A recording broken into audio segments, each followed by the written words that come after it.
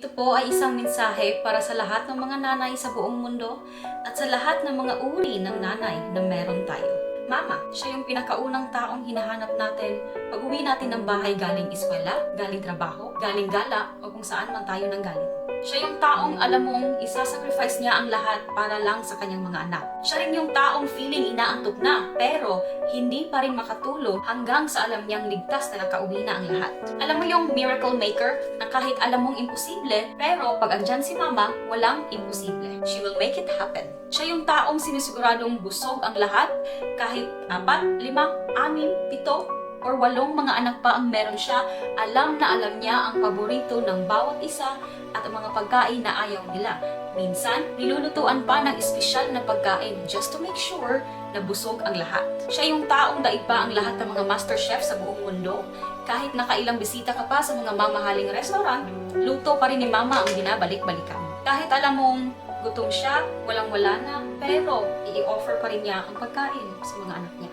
Si mama, kahit may sakit siya, tumatayo pa rin, pagluluto tayo, pagsisilbihan ang pamilya, lalong-lalo na ang mga anak niya. Yung alam mong tahimik lang tayo, hindi tayo nagsasalita, pero alam na ni mama na tayo ay may mga problema. At alam na alam niya ang mga galawan natin. At higit sa lahat, kahit na may mga sarili na tayong pamilya, mga nanay na rin, ay hinahanap pa rin si mama. Kaya katulad nating mga nasa abroad, gustuhin man nating bisitahin si mama araw-araw para makausap at makabanding.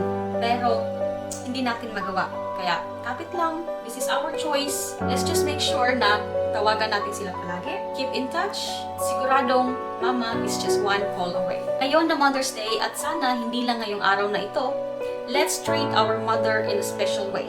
Bakit kaya hindi natin sila paglutuan? Bakit kaya hindi natin ilabag sa lamisahan lahat ng mga gustong pagkain na kainin ni mama? What if tayo na naman ang magtanong kay mama kung may problema siya? Kung gusto ba niyang pag-usapan ito? Siguro it's her turn na naman na pakinggan ang mga problema niya. Baka kailangan niya rin ng tulong. Or baka gusto niya lang talaga na may makausap. Sa simpleng Happy Mother's Day, sa simpleng I love you mama, you will make your mom very happy. So I challenge you all na tawagan ninyo ang mga nanay ninyo. Bisitahin niyo siya. Hug them. Greet them, Happy Mother's Day, at sabihin ninyo, mahal niyo siya.